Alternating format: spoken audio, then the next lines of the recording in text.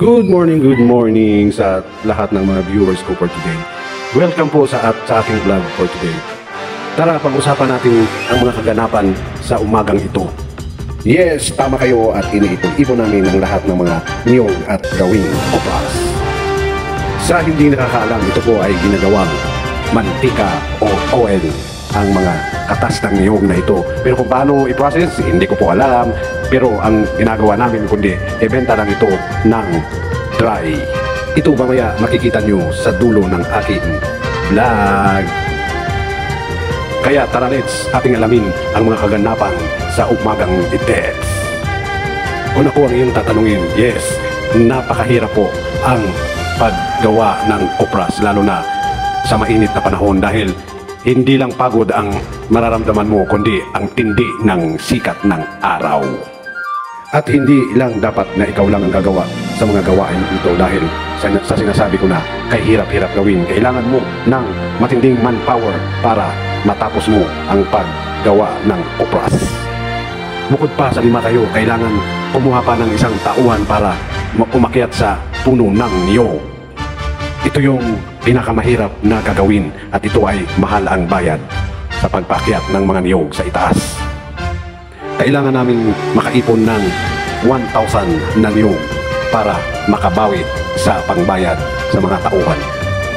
O kailangan humigit pa sa 1,000 ang mga niyog para bawing-bawi ang kita. Ang iyong lingkod ay nagsisimula na magsibak-sibak ng mga niyog para makarami sa buong hapon. Mahirap gawin pero kailangan, dahil nangangailangan ng pera ang iyong ka-vlogger. Di ko na lang pinapansin ang sakit ng pangatawan. Ang importante, may pera sa dulo ng trabahong ito. Kaya itudong-todo ko na to para madaling matapos ang trabahong ito.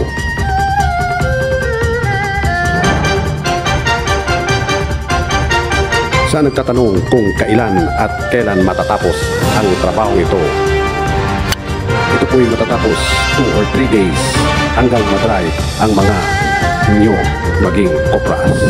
Poha, diba ang tagal? Ang paggawa ng kopras na ito ay pangunahing pagkakakitaan ng mga tao dito sa isla. Lahat ng may mga lupa dito ay may mga tanim na mga niyog, kasi yan lang at yun lang ang malaki-laking perang kikitain sa niyugan.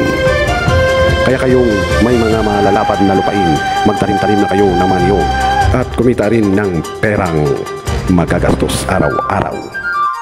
Ang pagtanim ng niyog ay walang kapital at ito ay siguradong pera na kaagad pag lumaki at mamunga ng marami. Kaya ako sa iyo, magsimula ka na. As in, now na. Kaya sige pa, lukit diri, lukit dito.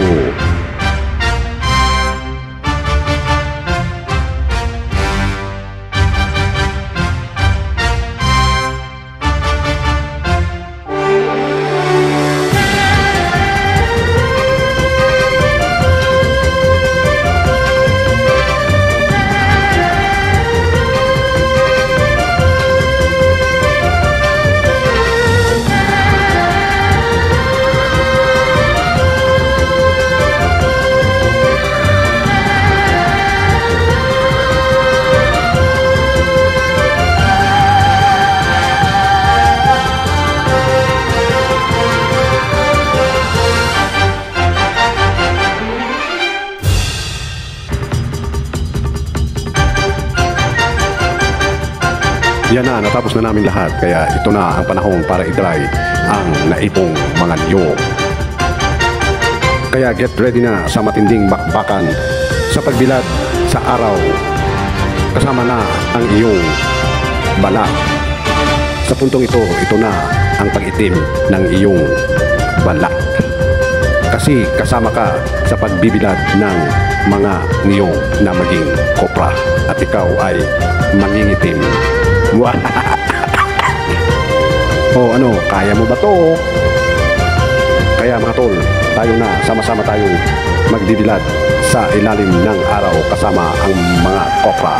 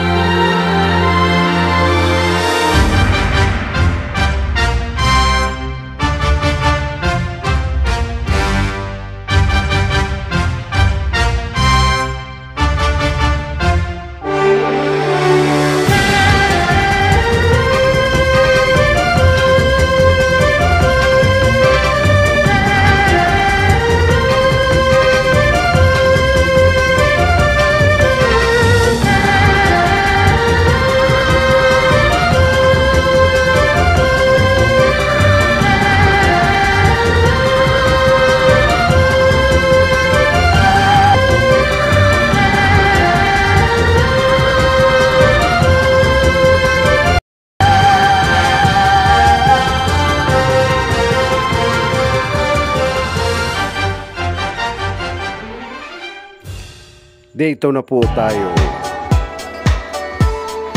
Tapos na ang day 1, kaya proceed na tayo sa day 2. Kaya umagang-umaga pa lang, kami ay magsisimula na sa pagbulad ng aming kopra. Kaya pagkagising namin sa umaga, ito na ang aming gagawin. Kaya tayo na, tiyay, gagawin na natin ang ating kopra.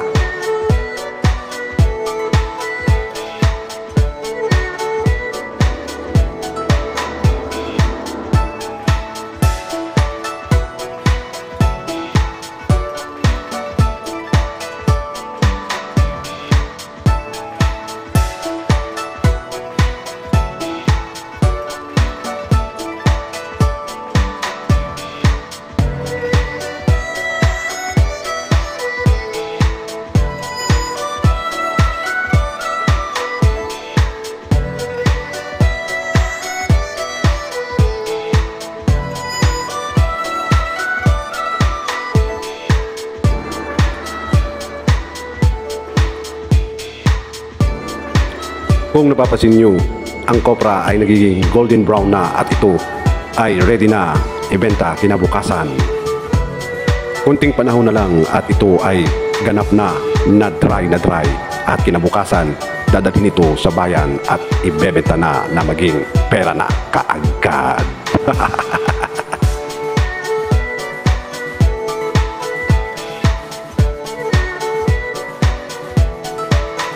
At dito na lang nagtatapos ang aking vlog. Salamat sa iyong pagtiyatyaga na panoorin ang aking vlog.